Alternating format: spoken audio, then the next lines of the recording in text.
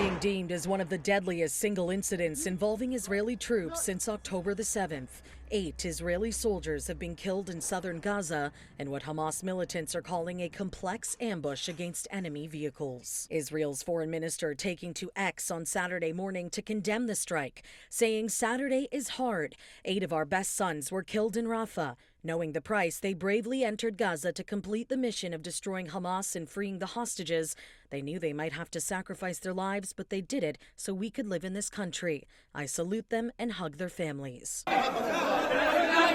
And as death strikes the Israeli military, the same goes for more Palestinians in the Strip after a fresh round of Israeli airstrikes hit several buildings in central Gaza overnight. According to Gaza's Civil Defense Directorate, the strikes, which came on the eve of Eid Al-Adha, killed 14 people, including 7 children and 2 women.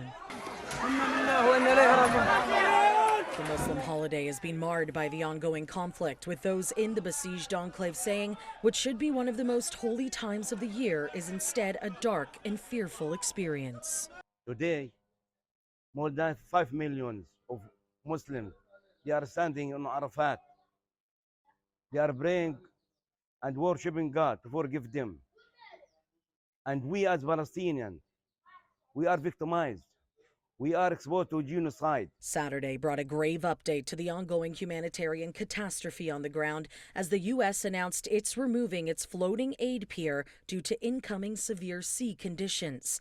But while one method of receiving aid disappears for those in Gaza, another has popped up. Today, the World Health Organization made possible the deployment of a team of specialists, surgeons, and nurses within Gaza City.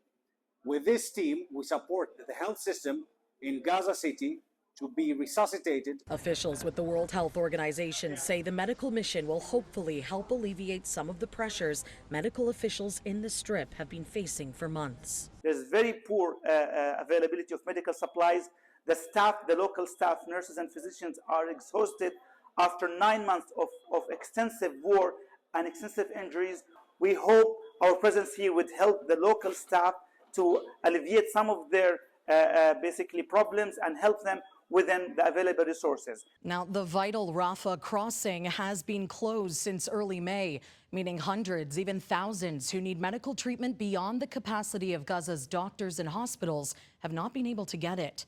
Talks to reopen the lifeline crossing do remain at an impasse over Israel's refusal to accept any involvement from Palestinian authorities. For City News, I'm Karling Donoghue.